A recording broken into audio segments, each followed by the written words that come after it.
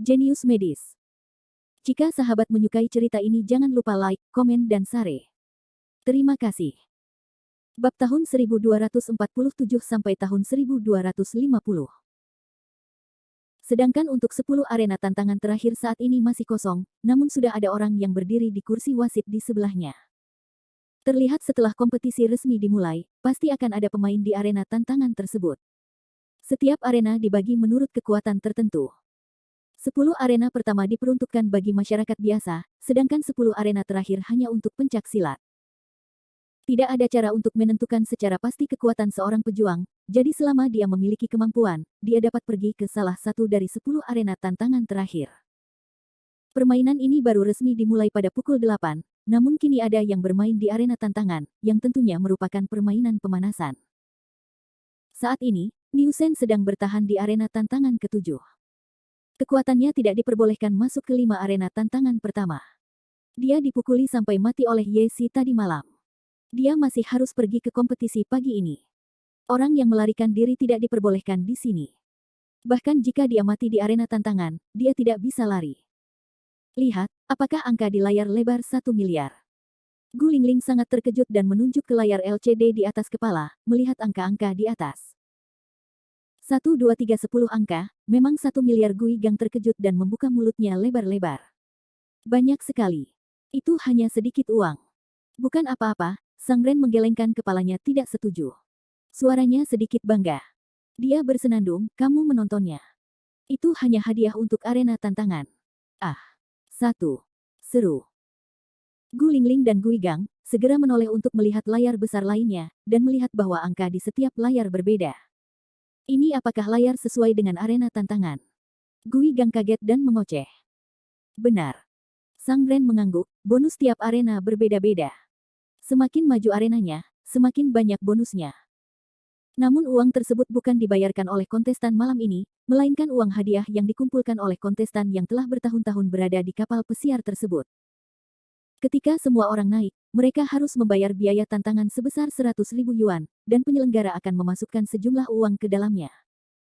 Begitu, tidak heran begitu banyak, tiba-tiba beberapa orang. Tetapi ini adalah situasi 10 yang pertama, dan 10 yang terakhir berbeda. Kata-kata Sang Ren tiba-tiba berubah. Tidak sama. Apakah ada sesuatu yang istimewa? Gu Lingling bertanya dengan rasa ingin tahu. Tentu saja. Sang Ren memberikan jawaban positif, 10 arena tantangan pertama disebut arena biasa. Setiap kontestan harus membayar biaya tantangan sebesar 100.000 yuan. Ketika kompetisi selesai, mereka dapat berbagi hadiah uang dari arena tantangan tersebut. Namun, yang terakhir 10 arena tidak berada pada level yang sama dengan 10 arena pertama. Mereka semua adalah ahli yang sangat kuat. Selain biaya tantangan 100.000 yuan, setiap pemain harus memberikan sesuatu sebagai modal tantangan.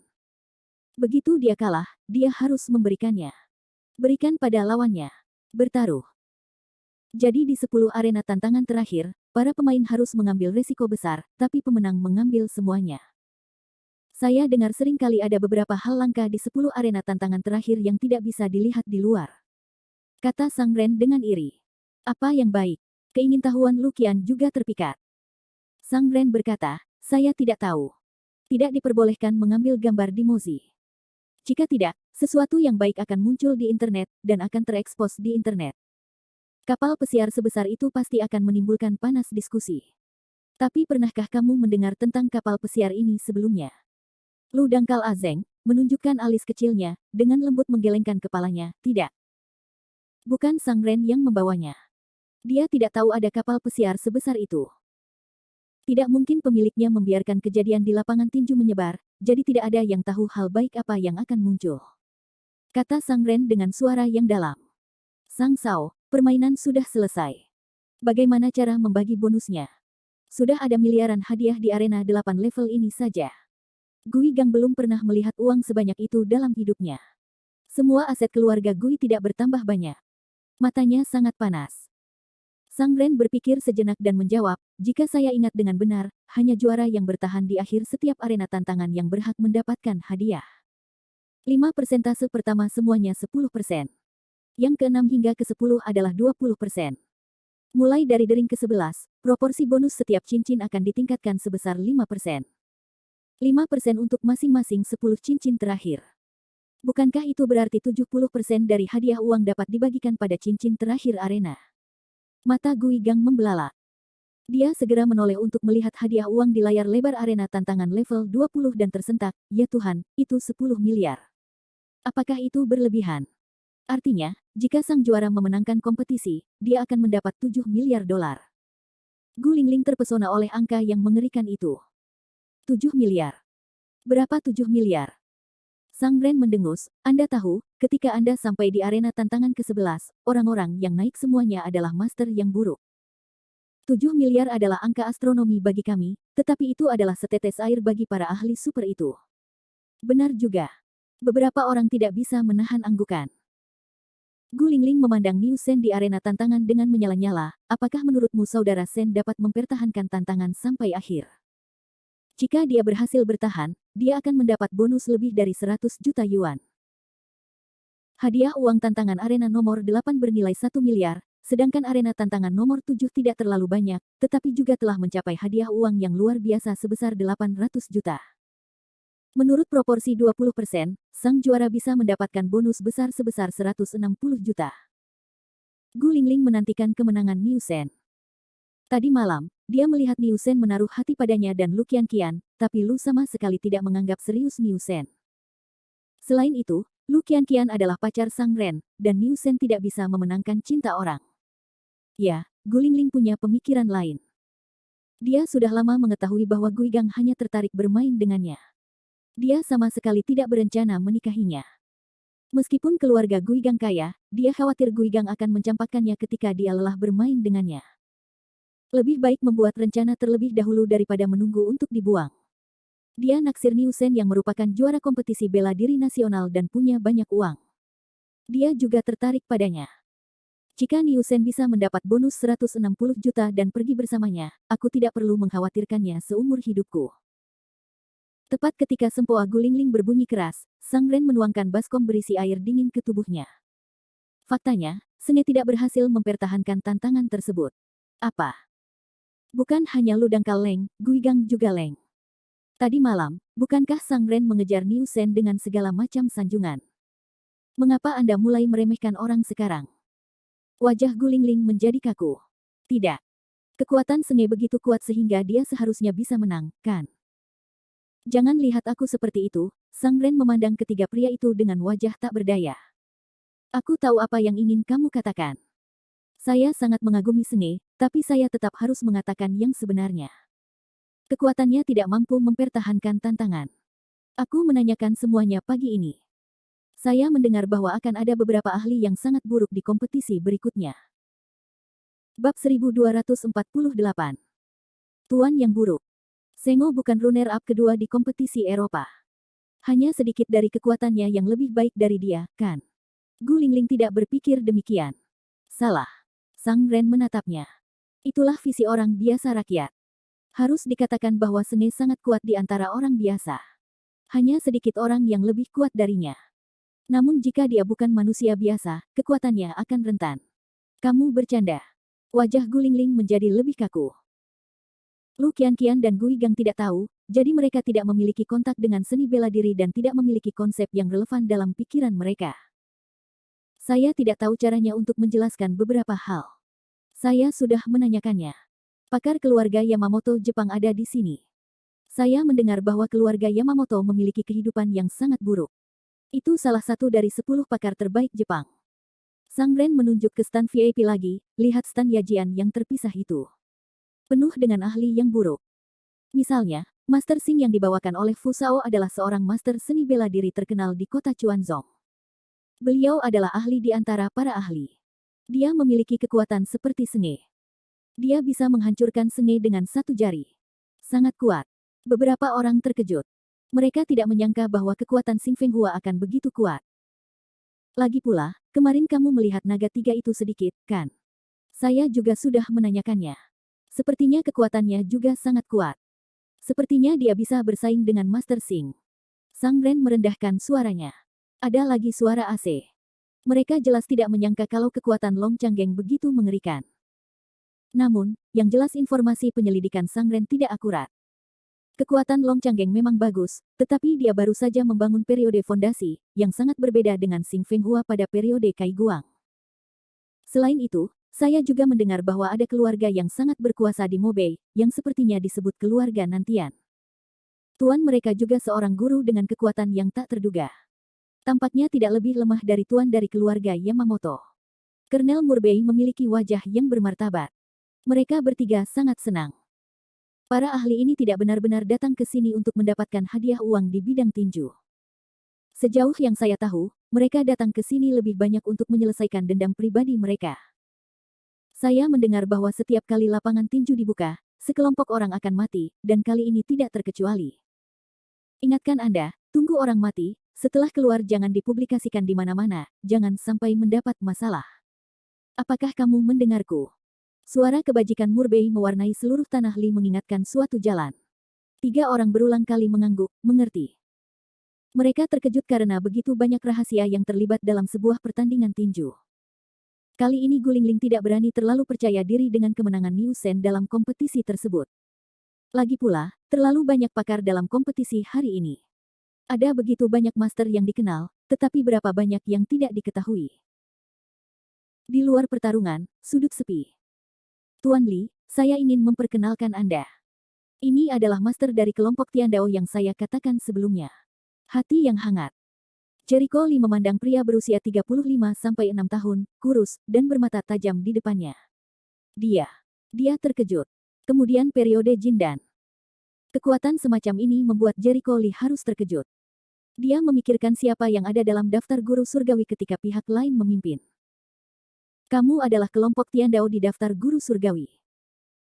Setelah mendapat instruksi dari Ji Ye dan Shen Ling, Wen Tiren dikirim ke sini setelah memilih dengan cermat, karena kekuatannya lebih baik dari Yin Jiutian, yang dapat memastikan bahwa Yin Jiutian pasti akan menang setelah Yin Jiutian muncul. Bab 1249. Singkirkan, Jericho Li mengangguk, tapi aku tidak bisa gegabah. Dia bukan satu-satunya yang datang ke sini kali ini. Orang lain mungkin mengganggu penangkapan kita. Dan kali ini, waktu sudah mendesak. Jika kamu membiarkan Yin lari selama 9 hari, 2 pasien yang paling serius harus menunggu untuk mati. Wajah beberapa orang bermartabat. Penangkapan Yin selama 9 hari hanya bisa berhasil, bukan gagal. Bersiaplah. Sebaiknya kamu menyamar. Apapun yang terjadi, kamu tidak boleh mengekspos dirimu sebelum kemunculan Yin Jiutian, agar tidak menakuti ular itu. Jericho Li tidak bisa tidak mengingatkan. Ya, kami akan mengaturnya dengan hati-hati. Ji Yeshen menarik napas dan berkata, kamu harus berhati-hati. Mari kita coba biarkan Tuan Wen naik dulu. Dalam keadaan darurat, kamu bisa melakukannya lagi. Manfaatkan kesempatan ini untuk bertindak. Saya mengerti. Diam-diam sebarkan, perhatikan eyelinernya, jangan sampai ketahuan. Aneh, kenapa kamu tidak melihat Jericho Li datang? Lu Qianqian duduk dengan bosan dan melihat sekeliling, tapi dia tidak melihat sosok Jericho Li. Dia. Apakah kamu takut untuk datang? Sang Ren tertawa penuh godaan. Lu Qianqian tidak mengucapkan sepatah kata pun. Dia mengambil kembali pandangannya dan penuh kekhawatiran. Setelah sekitar 10 menit, Jericho Li berjalan perlahan ke kursi kosong di belakang Lu Qianqian. Jericho Li, kapan kamu datang? Lu Qianqian menatapnya dengan heran, begitu banyak orang, bagaimana kamu bisa masuk? Singkirkan saja kerumunan itu, jawab Jericho Li santai. Orangnya banyak, tapi kalau mau masuk semudah telapak tangan. Oh, Lu berbalik dan menyapu sekelilingnya, bagaimana dengan Nona Long dan Long Sao? Kenapa kamu tidak melihat mereka? Apakah kamu tidak bersama mereka? Jericho Li belum menjawab. Sang Ren di satu sisi berkata sambil tersenyum, tidak ada gunanya mengatakan itu. Pasti mereka tidak membawanya bersama mereka. Selama San Xiao, Nona Long, dia pasti sedang menonton kompetisi di posisi VIP dengan anggun. Bagaimana dia bisa duduk di kursi yang penuh sesak seperti kita? Itu benar, Guigang terkekeh. Jericho Li terlalu malas untuk menjelaskan, kamu bilang begitu. Sebelumnya, dia meminta Long Wanyu dan Long Changgeng untuk datang ke arena tinju terlebih dahulu dan menemui Ji Ye untuk membicarakan tentang menangkap Yin Jiutian. Tidak mungkin menjelaskan hal ini kepada orang-orang ini. Gu Lingling mengalihkan pandangannya dan bertanya dengan nada aneh, Jericho Li, sejujurnya, apakah kamu marah pada Nona Lama? Dan apa hubunganmu? Jericho Lee tertegun sejenak dan tidak mengucapkan sepatah kata pun. Melihat dia tidak berbicara, Gu Lingling bertanya, mengapa kamu tidak berbicara? Apa hubunganmu dengan Nona Panjang? Jericho Lee mengedipkan matanya dan menoleh dengan aneh, apakah hubungan kita baik-baik saja? Kenapa aku harus memberitahumu? Dia dan Gu Lingling, juga teman sekelas SMP, sudah lebih dari 10 tahun, tidak peduli seberapa dalam persahabatannya. Wajah Gu Lingling membeku karena tersedak, dan dia malu untuk mengatakan lebih banyak. Lagi pula, menanyakan terlalu banyak pertanyaan akan membuatnya tampak seperti wanita berusia 8 tahun. Terlebih lagi, dia tidak tahu apa yang sedang terjadi. Dia selalu berpikir bahwa Jericho Lee sengaja memberikan wajahnya seperti ini. Sekarang dia ingin tinggal dan terbang bersama Niu Sen. Dia khawatir Huang Li di sekolah menengah pertama akan mengetahui tentang Niu Sen dan mempengaruhi perkembangannya. Terlebih lagi, dia khawatir Jericho Lee akan menggunakan kejadian di sekolah menengah pertama untuk menulis tentang dirinya. Untungnya, Jericho Lee sama sekali tidak menganggap serius Gu Lingling. Dia tidak tahu apa yang dipikirkan Gu Lingling. Jika dia tahu apa yang dipikirkan Gu Lingling saat ini, dia akan menertawakannya karena terlalu percaya diri dan penuh kasih sayang. Senge, kamu harus menemukan cara untuk menang. Meskipun Sang Ren telah menjelaskan sebelumnya bahwa peluang keberhasilan Niu Sen dalam mempertahankan tantangan sangat kecil, Gu Lingling masih memiliki sedikit fantasi di hatinya. Lagi pula, jika Niu Sen benar-benar mempertahankan tantangannya sampai akhir, dia bisa mengambil bonus 160 juta. Bonus ini akan cukup untuk beberapa kehidupan. Gu Lingling bermimpi bahwa Niu Sen akan menang, dan kemudian dia dan Niu Sen akan tetap bersama dengan uang. Di bidang tinju banyak sekali pembahasannya, sebagian besar isinya tentang hadiah, hasil pertandingan dan topik lainnya. Di pojok lapangan tinju juga terdapat tempat untuk memasang taruhan.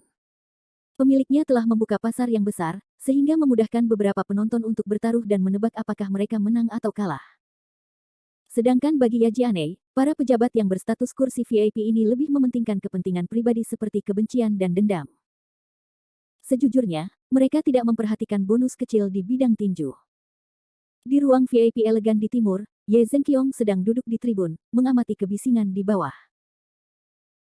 Setelah beberapa saat, seorang pria bergegas masuk ke ruangan elegan itu dengan tergesa-gesa, "Tuan ketiga, saya telah mencari kemana-mana, tetapi saya tidak dapat menemukan sosok anak laki-laki itu. Tidak dapat menemukannya." Ye Zhenqiong mengerutkan kening dan kembali menatap Yesi, "Apakah kamu bersusah payah menemukannya?" Yesi mengangguk dengan cepat, "Tentu saja, aku pergi ke kamarnya dan menemukan bahwa tidak ada seorang pun di sana untuk waktu yang lama. Kamar teman-temannya kosong. Dia pergi ke restoran, klub, dan tempat lain yang mungkin dia kunjungi, tapi tidak ada seorang pun di sana."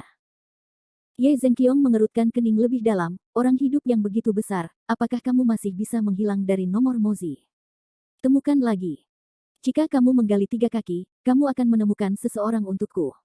Pria di sebelahnya berkata, "Tunggu sebentar." "Baiklah." Ye Zhenqiong menoleh untuk melihat pria itu, apa yang ingin dikatakan oleh tuan keluarga Hu. "Tuan." "Ya, apa hubunganmu dengan anak itu? Apakah ada yang aneh pada anak itu?" Hulun secara alami tahu bahwa Yesi diajar oleh seorang anak laki-laki yang tidak diketahui asal-usulnya tadi malam. Setelah itu, Ye Zhenqiong pergi untuk menyelidiki anak laki-laki itu. Dia memang agak aneh. Ye Zhenqiong memikirkan apa yang dikatakan Jericho Lee. Dia telah memikirkan tentang hubungan antara Jericho Lee dan Ye Ziyun, tapi dia belum menemukan petunjuk setelah sekian lama.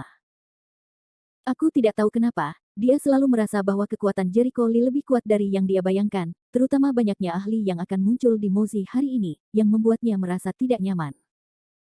Bahkan jika dia sudah mengundang Sang Jianxuan, bahkan Liang Wufeng, dan Hu Kaicheng, dia adalah tidak terlalu membumi.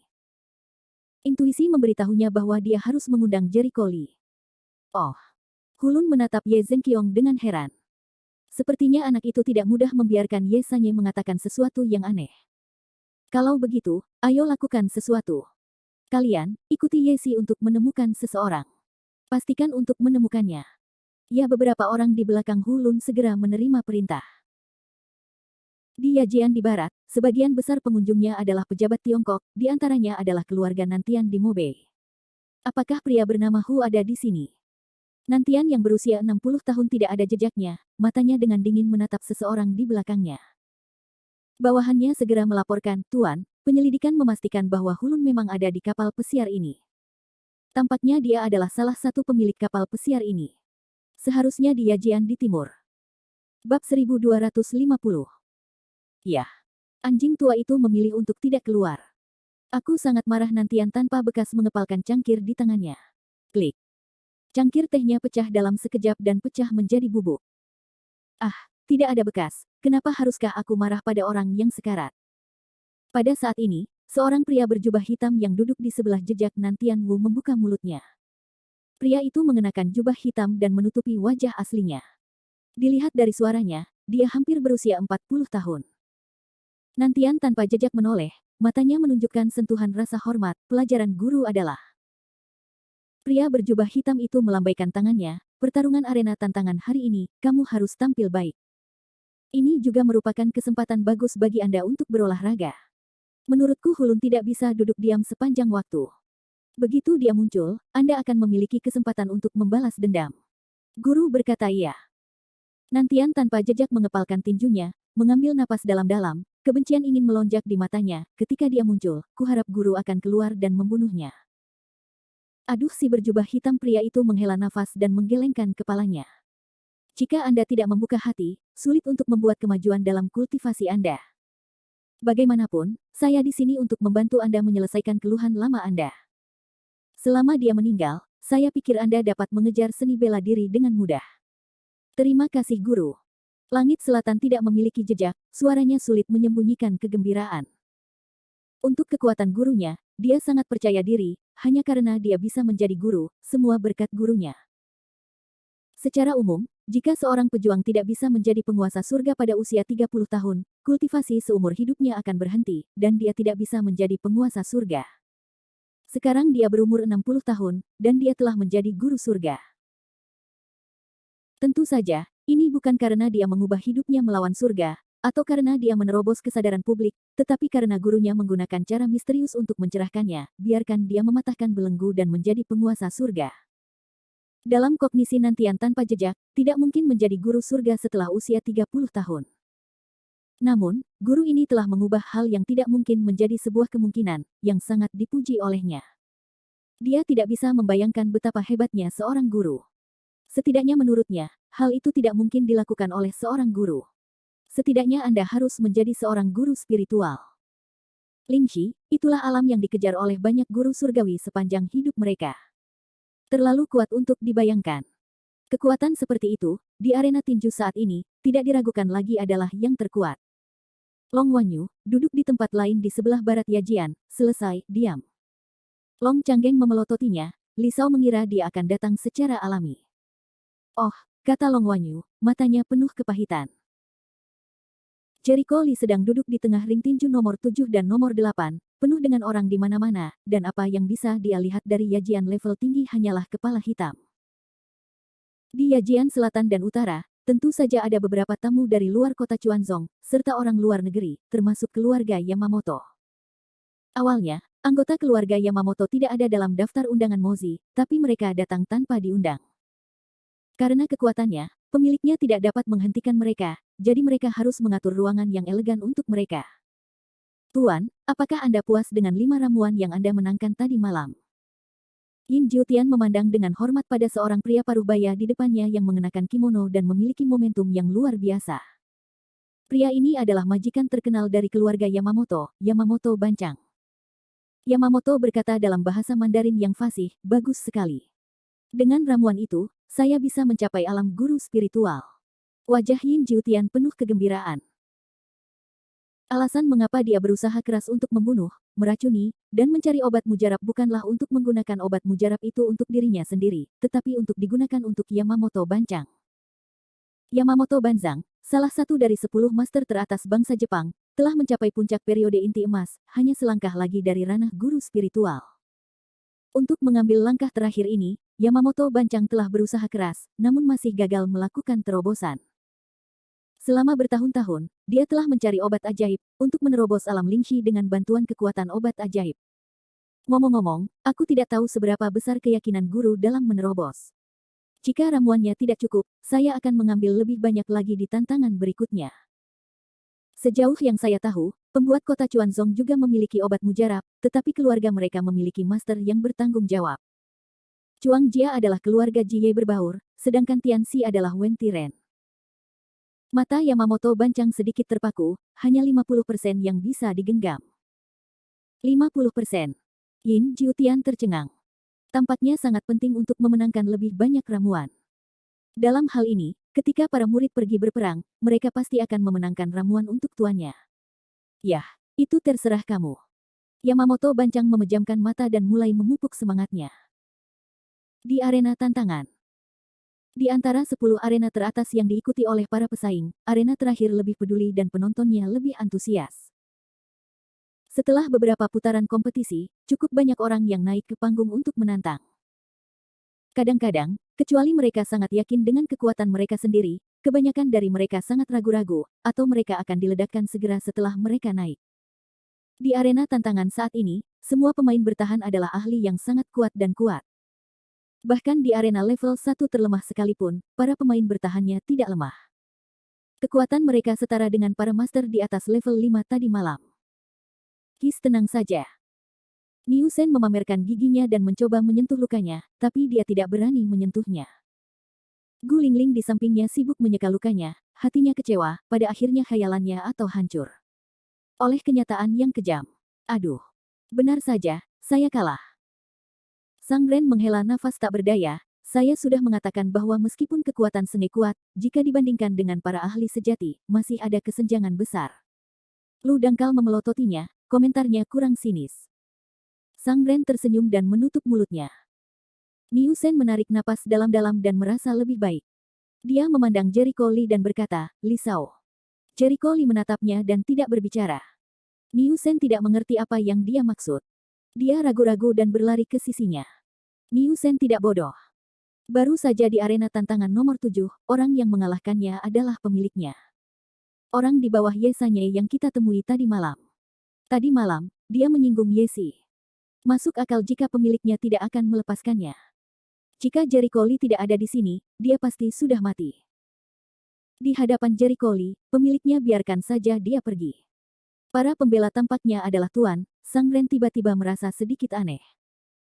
Ketika mereka melihat ke arena tantangan, mereka menemukan bahwa sebagian besar wajah yang bertahan berasal dari Tuan mereka. Bahkan jika itu bukan Tuan, ada Tuan dari Tuan.